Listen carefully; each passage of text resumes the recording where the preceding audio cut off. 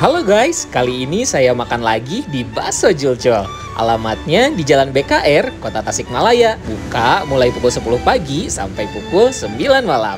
Tempatnya cukup luas loh, ada 2 lantai. Dan kalau pengen lebih santai, bisa pilih di lantai 2-nya. Soalnya ada area lesehan, toilet, dan musola juga ada loh. Di sini ada varian bakso halus, bakso urat kecil, urat jumbo, bakso isi telur, dan bakso iga. Untuk harga mulai dari 14.000 sampai harga 35.000 aja. Kalau kesini saya pasti pilih bakso iganya. Soalnya ini adalah pelopor bakso iga di Tasikmalaya dan rasanya istimewa. Ukuran baksonya sangat besar, baksonya pakai bakso urat dan daging iganya empuk banget. Yuk cobain langsung ke Bakso Julcol Kota Tasikmalaya.